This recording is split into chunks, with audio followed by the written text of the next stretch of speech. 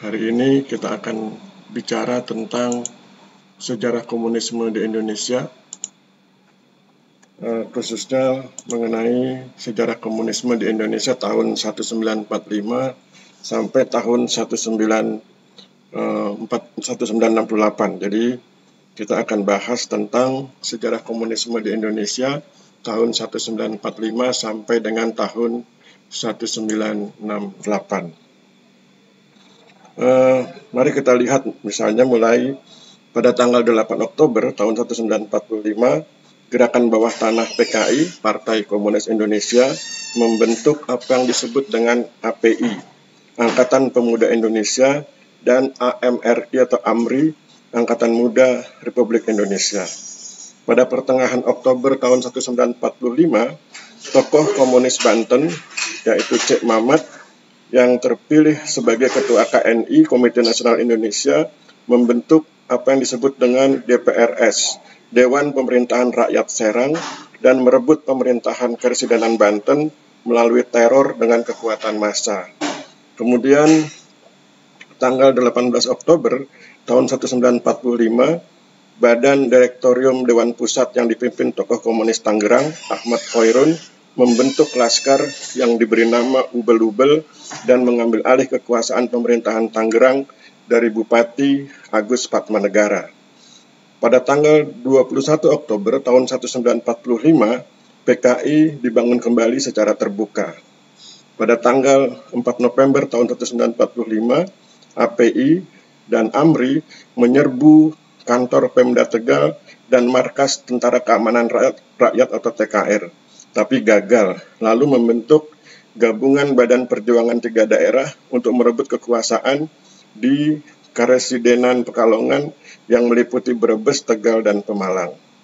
Jadi API itu, tadi di awal sudah saya sampaikan, API adalah Angkatan Pemuda Indonesia, sedangkan AMRI adalah Angkatan Muda Republik Indonesia. Kedua-duanya dibentuk oleh PKI. Jadi tadi saya sampaikan bahwa pada tanggal 4 November tahun 1945, API dan AMRI menyerbu kantor pemerintah daerah Tegal dan markas Tentara Keamanan Rakyat, tetapi gagal. Lalu mereka membentuk Gabungan Badan Perjuangan Tiga Daerah untuk merebut kekuasaan di Karesidenan Pekalongan yang meliputi Brebes, Tegal, dan Pemalang. Tanggal 9 Desember tahun 1945,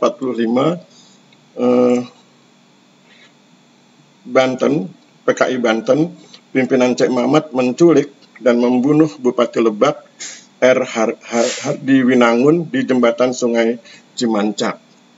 Kemudian tanggal 12 Desember tahun 1945, Ubel-Ubel Maut yang dinamakan Laskar Hitam di bawah pimpinan Usman membunuh tokoh nasional Otto Iskandar Dinata. Kemudian tanggal 12 Februari tahun 1946, PKI Cirebon di bawah pimpinan Mr. Yusuf dan Mr. Suprapto membentuk Laskar Merah, merebut kekuasaan kota Cirebon, dan melecuti TRI, Tentara Republik Indonesia. Kemudian tanggal 14 Februari tahun 1946, TRI merebut kembali kota Cirebon dari PKI. Tanggal 3 sampai dengan 9 Maret tahun 1946, PKI Langkat, Sumatera di bawah pimpinan Usman Parin Duri dan Marwan dengan gerakan massa atas nama Revolusi Sosial menyerbu Istana Sultan Langkat Darul Aman di Tanjung Pura dan membunuh Sultan bersama keluarganya serta menjarah harta kekayaannya. Kemudian berikutnya tahun 1947, kader PKI tahun 1947, kader PKI Amir Sarifuddin Harahap berhasil menjadi Perdana Menteri Republik Indonesia dan membentuk kabinet.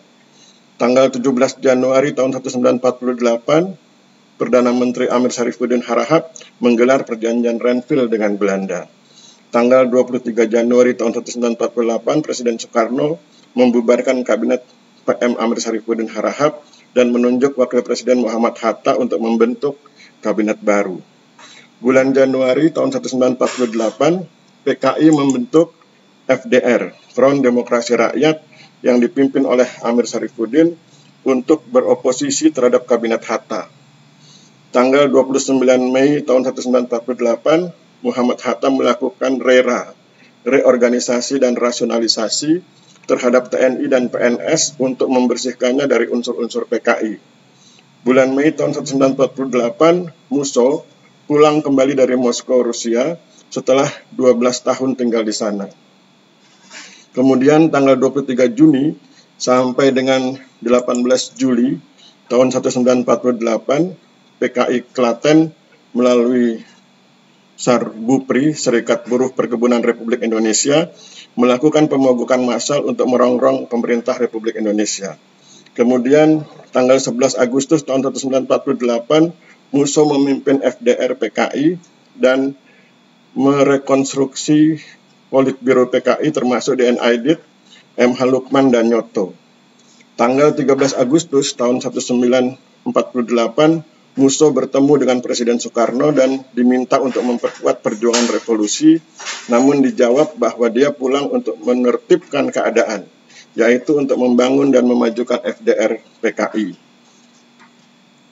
Kemudian tanggal 19 Agustus tahun 1948, PKI Surakarta membuat kerusuhan dengan membakar pameran hari ulang tahun Republik Indonesia ketiga di Sriwedari, Surakarta, Jawa Tengah. Tanggal 26 sampai 27 Agustus tahun 1948, konferensi PKI. Jadi PKI mengadakan konferensi. Kemudian tanggal 31 Agustus tahun 1948, FDR dibubarkan, lalu Partai Buruh dan Partai Sosialis berfusi ke PKI.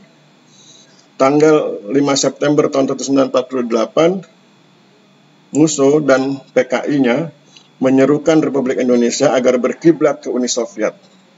Tanggal 10 September tahun 1948, Gubernur Jawa Timur RM Aryo Suryo dan 2 perwira polisi dicegat massa PKI di Gedung Galar, Ngawi, dan dibunuh serta jenazahnya dibuang di dalam hutan. Kemudian pada medio September tahun 1948, Dr. Muwardi yang bertugas di Rumah Sakit Solo dan sering menentang PKI diculik dan dibunuh oleh PKI. Begitu juga Kolonel Marhadi diculik dan dibunuh oleh PKI di Madiun. Kini namanya menjadi nama monumen di alun-alun kota Madiun. Tanggal 13 September tahun 1948, bentrok antara TNI pro pemerintah dengan unsur TNI pro PKI di Solo. Kemudian tanggal 17 September tahun 1948, PKI menculik para kiai. PKI menculik para kiai pesantren Takran di Magetan, Kiai Haji Sulaiman Zuhdi Afandi digelandang secara keji oleh PKI dan dikubur hidup-hidup di sumur pembantaian Desa Koco, Kecamatan Bendo, Kabupaten Magetan. Kemudian di sumur tersebut ditemukan 108 kerangka jenazah korban kebiadaban PKI. Selain itu, ratusan orang ditangkap dan dibantai PKI di pabrik gula Goranggareng. Kemudian tanggal 18 September tahun 1948. Tanggal 18 September tahun 1948, Kolonel Joko Suyono dan Sumarsono mendeklarasikan negara Republik Soviet Indonesia dengan Musso sebagai presiden dan Amir Sarifuddin Harahap sebagai Perdana Menteri. Tanggal 19 September tahun 1948, Soekarno menyerukan rakyat Indonesia untuk memilih Musso atau Soekarno-Hatta. Akhirnya pecah perang di Madiun. Divisi Siliwangi pimpinan Kolonel Sungkono menyerang PKI dari timur dan Divisi 2 pimpinan Kolonel Gatot Subroto menyerang PKI dari barat. Tanggal 19 September tahun 1948, PKI merebut Madiun, lalu menguasai Magetan, Ponorogo, Pacitan, Trenggalek, Ngawi, Purwantoro, Sukoharjo, Wonogiri, Purwodadi, Kudus, Pati, Blora, Rombang, dan Cepu, serta kota-kota lainnya. Tanggal 20 September tahun 1948, PKI Madiun menangkap 20 orang polisi dan menyiksa serta membantainya. Tanggal 21 September tahun 1948, PKI Blitar menculik dan menyembelih Bupati Blora, Mr. Iskandar, dan Camat Margorojo, Pati Utoro bersama 3 orang lainnya yaitu Dr. Susanto, Abu Umar, dan Gunandar. Lalu jenazahnya dibuang ke sumur di Dukuh Poh Rendeng, Desa Kadung Ringin, Kecamatan Tujungan, Kabupaten Blora. Tanggal 18 sampai dengan 21 September tahun 1948, PKI menciptakan 2 ladang pembantaian atau killing fields dan 7 sumur neraka di Magetan untuk membuang semua jenazah korban yang mereka siksa dan bantai. Misalnya, ladang pembantaian pabrik gula Gorang Gareng di Desa Geni Langit. Kemudian ladang pembantaian Alas Tuo di Desa Geni Langit. Sumur neraka Desa Dijenan, Kecamatan Ngadirejo, Kabupaten Magetan. Sumur neraka Desa Soco 1, Kecamatan Bendo, Kabupaten Magetan. Sumur neraka Desa Soco 2, Kecamatan Bendo, Kabupaten Magetan. Sumur neraka Desa Cigrok, Kecamatan Kenongo Mulyo, Kabupaten Magetan. Sumur neraka Desa Pojok, Kecamatan Kawedanan, Kabupaten Magetan. Sumur neraka Desa Bogem, Kecamatan Kawedanan, Kabupaten Magetan. Sumur neraka Desa Batokan, Kecamatan Banjarjo, Kabupaten Magetan. Kemudian tanggal 30 September tahun 1948, Panglima Besar Jenderal Sudirman mengumumkan bahwa tentara pemerintah Republik Indonesia berhasil merebut dan menguasai kembali Madiun. Namun, tentara PKI yang lari dari Madiun memasuki Desa Kresek, Kecamatan Wungu, Kabupaten Dungus dan membantai semua tawanan yang terdiri dari TNI, polisi, pejabat pemerintah, tokoh masyarakat, dan ulama serta santri. Tanggal 4 Oktober tahun 1948, PKI membantai sedikitnya 212 tawanan di ruangan bekas laboratorium dan gudang dinamit di Tirtomulyo, Kabupaten Wonogiri, Jawa Tengah. Tanggal 30 Oktober tahun 1948, para pimpinan pemberontakan PKI di Madiun ditangkap dan dihukum mati seperti Muso, Amir Sarifuddin, Suripno, Joko Suyono, Maruto, Darusman, Sayogo, dan lainnya. Tanggal 31 Oktober tahun 1948, Muso dieksekusi di Desa Niten, Kecamatan Sumorejo, Kabupaten Ponorogo. Sedang M.H. Lukman dan Nyoto pergi ke pengasingan di Republik Rakyat Cina. Akhir November tahun 1948, seluruh pimpinan PKI Muso berhasil dibunuh atau ditangkap, dan seluruh daerah yang semula dikuasai PKI berhasil direbut, antara lain Ponorogo, Magetan, Pacitan, Purwodadi, Cepu, Blora, Pati, Kudus, dan lainnya. Tanggal 19 Desember tahun 1948, agresi militer Belanda kedua masuk ke Yogyakarta. Tahun 1949, PKI tetap tidak dilarang, sehingga tahun 1949 dilakukan rekonstruksi PKI dan tetap tumbuh berkembang hingga tahun 1965. Awal Januari tahun 1950, pemerintah Republik Indonesia dengan disaksikan puluhan ribu masyarakat yang datang dari berbagai daerah seperti Magetan, Madiun, Ngawi, Ponorogo, dan Trenggalek melakukan pembongkaran 7 sumur neraka PKI dan mengidentifikasi para korban. Di sumur neraka Soco 1 ditemukan 108 kerangka mayat yang 68 dikenali dan 40 tidak dikenali. Sedang di sumur neraka Soco 2 ditemukan 21 kerangka mayat yang semuanya berhasil diidentifikasi. Para korban berasal dari berbagai kalangan ulama dan umaro serta tokoh masyarakat. Tahun 1950, PKI memulai kembali kegiatan penerbitan Harian Rakyat dan Bintang Merah. Tanggal 6 Agustus tahun 1951, gerombolan eteh dari PKI menyerbu asrama Brimob di Tanjung Priok dan merampas semua senjata api yang ada.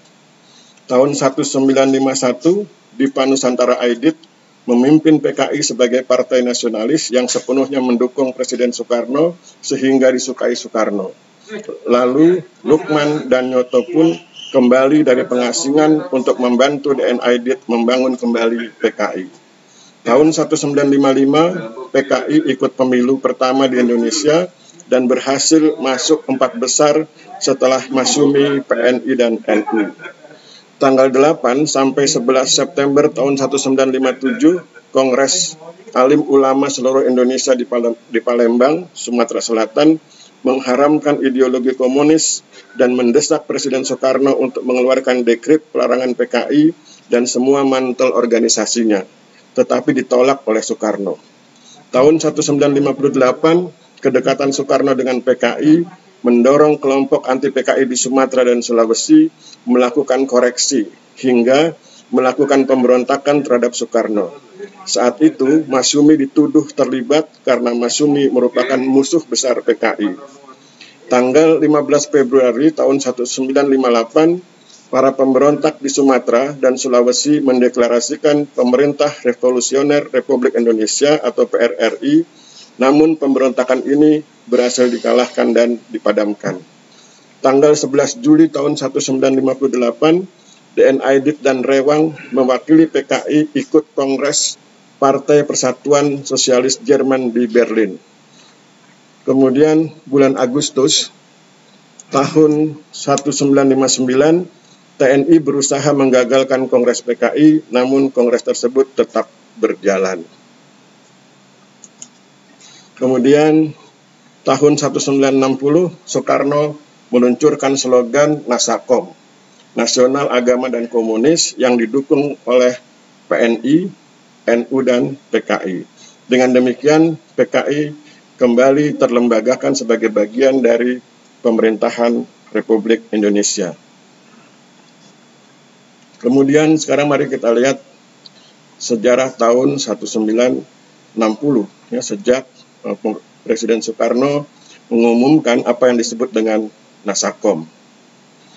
Tanggal 17 Agustus tahun 1960, atas desakan dan tekanan PKI terbit Keputusan Presiden Republik Indonesia nomor 200 tahun 1960 tertanggal 17 Agustus tahun 1960 tentang pembubaran Masyumi, Majelis Syuro Muslimin Indonesia, yaitu partai pemenang pemilu tahun 1955, dengan dalih dan tuduhan keterlibatan Masyumi dalam pemberontakan PRRI. Padahal sesungguhnya hanya karena Partai Masyumi bersikap anti Nasakom. Pertengahan tahun 1960, Departemen Luar Negeri Amerika Serikat melaporkan bahwa PKI semakin kuat dengan keanggotaan mencapai 2 juta orang. Bulan Maret tahun 1962, PKI resmi masuk dalam pemerintahan Soekarno, di mana DN Aidit dan Nyoto diangkat oleh Soekarno sebagai Menteri Penasehat. Bulan April tahun 1962, PKI menyelenggarakan Kongres. Tahun 1963, PKI memprovokasi Presiden Soekarno untuk konfrontasi dengan Malaysia dan mengusulkan dibentuknya Angkatan Kelima yang terdiri dari buruh dan tani untuk dipersenjatai dengan dalih mempersenjatai rakyat untuk bela negara melawan Malaysia. Tanggal 10 Juli tahun 1963, atas desakan dan tekanan PKI, terbit Keputusan Presiden Republik Indonesia nomor 139 tahun 1963 tertanggal 10 Juli tahun 1963 tentang pembubaran GPII, Gerakan Pemuda Islam Indonesia. Lagi-lagi hanya karena anti Nasakom. Tahun 1963, atas desakan dan tekanan PKI, terjadi penangkapan tokoh-tokoh Masyumi dan GPII serta ulama anti PKI, antara lain Kiai Haji Buya Hamka, Kiai Haji Yunan Helmi Nasution, Kiai Haji Isa Ansori, Kiai Haji Muhtar Ghazali, Kiai Haji Ezet Mutakin, Kiai Haji Soleh Iskandar, Kiai Haji Ghazali Sahlan, dan Kiai Haji Dalari Umar. Bulan September tahun 1964, Khairul Saleh, pimpinan Partai Murba, Musyawarah Rakyat Banyak, menyatakan bahwa PKI sedang menyiapkan kudeta. Tanggal 6 Januari tahun 1965, atas desakan dan tekanan PKI, terbit Surat Keputusan Presiden RI nomor 1/Koti /1965 tertanggal 6 Januari tahun 1965 tentang pembekuan Partai Murba dengan dalih telah memfitnah PKI. Tanggal 13 Januari tahun 1965, dua sayap PKI yaitu PR, Pemuda Rakyat, dan BTI Barisan Tani Indonesia menyerang dan menyiksa peserta training PII, Pelajar Islam Indonesia, di Desa Kanigoro, Kecamatan Keras, Kabupaten Kediri, sekaligus melecehkan pelajar wanitanya dan juga merampas sejumlah mushaf Al-Quran dan merobek serta menginjak-injaknya.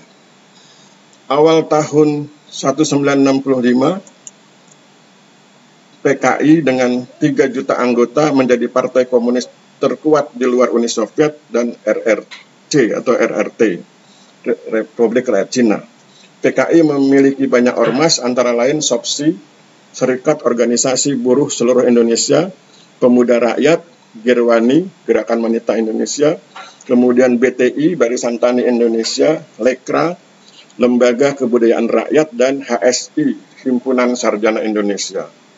Tanggal 14 Mei tahun 1965, 3 sayap organisasi PKI yaitu PR, BTI, dan Girwani merebut perkebunan negara di Bandar Betsi, Pematang Siantar, Sumatera Utara dengan menangkap dan menyiksa serta membunuh Pelda Suyono, penjaga PPN, Perusahaan Perkebunan Negara atau PPN Karet 9 Bandar Betsi.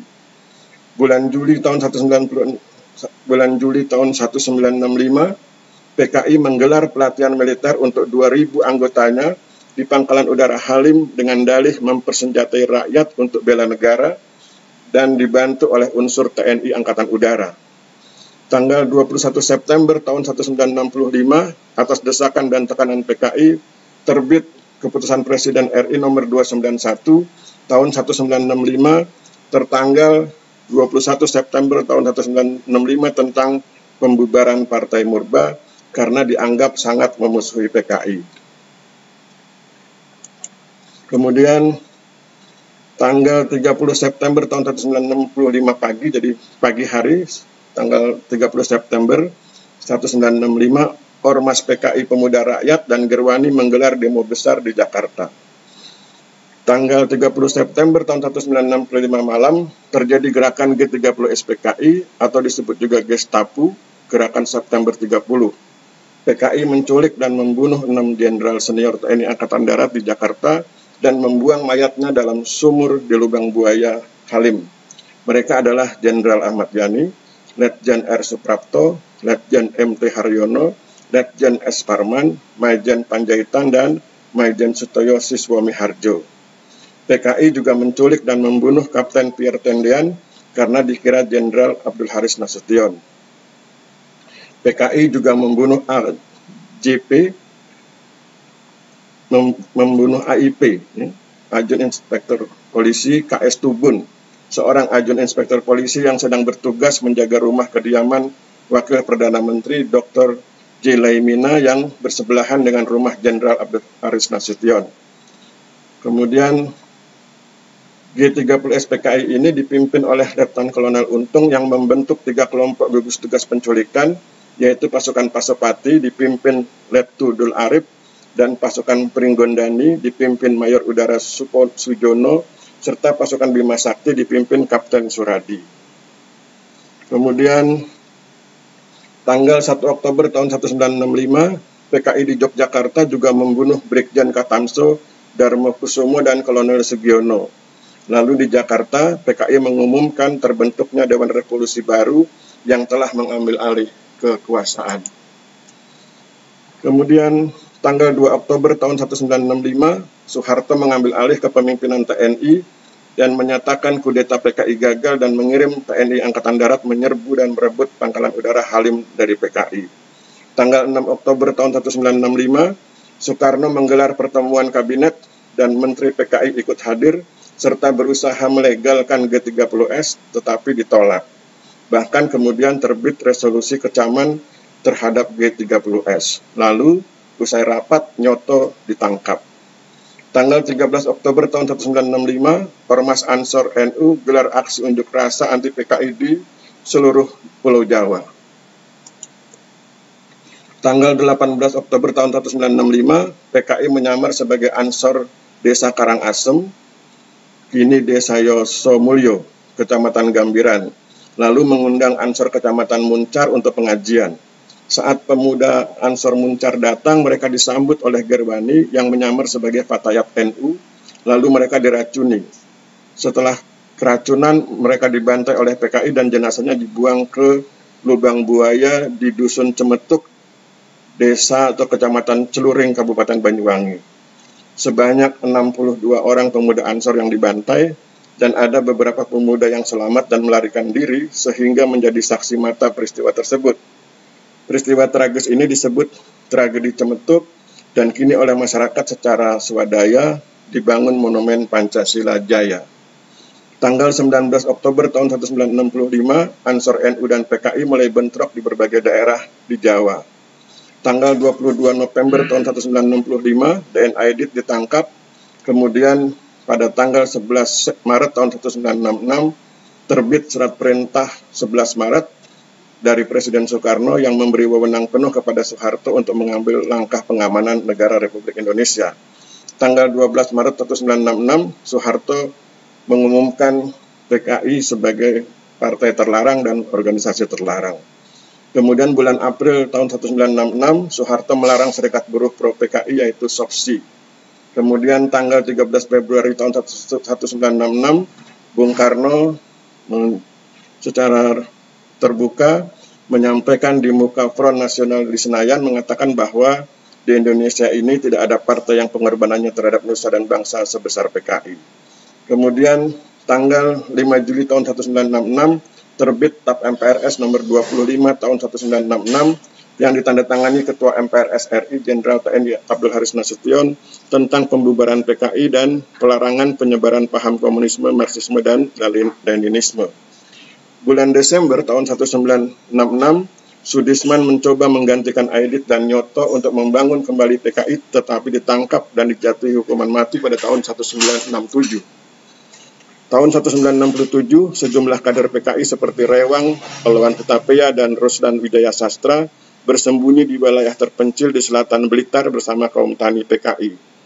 Bulan Maret tahun 1968, kaum tani PKI di selatan Blitar menyerang para pemimpin dan kader NU sehingga menewaskan 60 orang NU. Pertengahan 1968, TNI menyerang Blitar dan menghancurkan persembunyian terakhir PKI. Dengan demikian, tamat riwayat Partai Komunis Indonesia di tahun 1968. Jadi tadi sudah saya sampaikan tentang sejarah komunisme di Indonesia tahun 1945 sampai dengan tahun 1968. Dan kalau kita perhatikan, korbannya banyak sekali, terutama di kalangan ulama dan para santri serta tokoh-tokoh pejabat yang karena berseberangan dengan PKI, kemudian mereka dibantai atau dijebloskan ke dalam penjara, termasuk ketika Buya Hamka dijebloskan ke dalam penjara oleh pemerintah Orde Lama. Saya pikir ini pelajaran penting buat kita semua agar sejarah kelam komunisme di Indonesia tidak terulang lagi. Saya pikir demikian. Terima kasih. Wabillahi taufiq wal hidayah. Wassalamualaikum warahmatullahi wabarakatuh.